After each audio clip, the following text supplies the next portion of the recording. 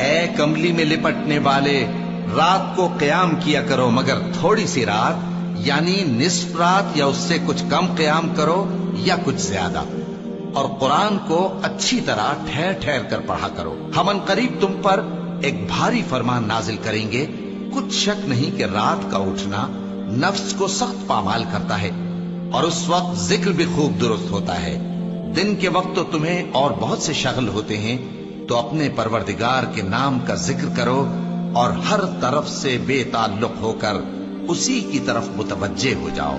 وہی مشرق اور مغرب کا مالک ہے، اس کے سوا کوئی معبود نہیں، تو اسی کو اپنا کارساز بناؤ۔ اور جو جو دل آزار باتیں یہ لوگ کہتے ہیں ان کو سہتے رہو، اور خوبصورتی سے ان سے کنارہ کش رہو، اور مجھے ان جھٹلانے والوں سے جو دولت مند ہیں سمجھ لینے دو، اور ان کو تھوڑی سی مہلت دے دو۔ کچھ شک نہیں کہ ہمارے پاس بیڑیاں ہیں اور بڑی زبردست آگ ہے، اور گلے میں اٹکنے والا کھانا ہے، اور درد دینے والا عذاب ہے۔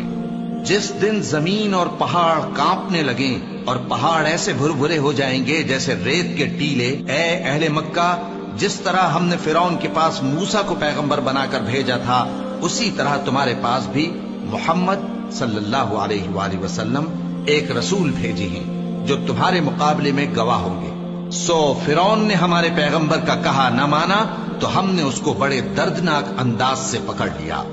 اگر تم بھی ان پیغمبر کو نہ مانو گے تو اس دن سے کس طرح بچو گے جو بچوں کو بوڑھا کر دے گا، جس سے آسمان پھٹ جائے گا۔ یہ اس کا وعدہ پورا ہو کر رہے گا۔ یہ قرآن تو نصیحت ہے، سو جو چاہے اپنے پروردگار تک پہنچنے کا راستہ اختیار کر لے۔ تمہارا پروردگار خوب جانتا ہے کہ تم اور تمہارے ساتھ کے لوگ کبھی 2/3 رات کے قریب اور کبھی آدھی رات اور کبھی تہائی رات قیام کیا کرتے ہو،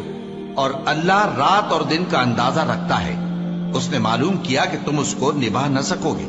تو اس نے تم پر مہربانی کی، پس جتنا آسانی سے ہو سکے اتنا قرآن پڑھ لیا کرو۔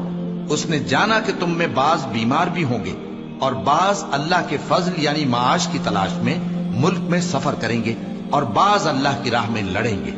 تو جتنا آسانی سے ہو سکے اتنا قرآن پڑھ لیا کرو، اور نماز قائم کرتے رہو اور زکوٰۃ ادا کرتے رہو، اور اللہ کو نیک نیتی سے قرض دیتے رہو، اور جو عمل نیک تم اپنے لیے آگے بھیجو گے اس کو اللہ کے ہاں بہتر اور صلے میں بہت عظیم پاؤ گے، اور اللہ سے بخشش مانگتے رہو، بے شک اللہ بخشنے والا ہے، مہربان ہے۔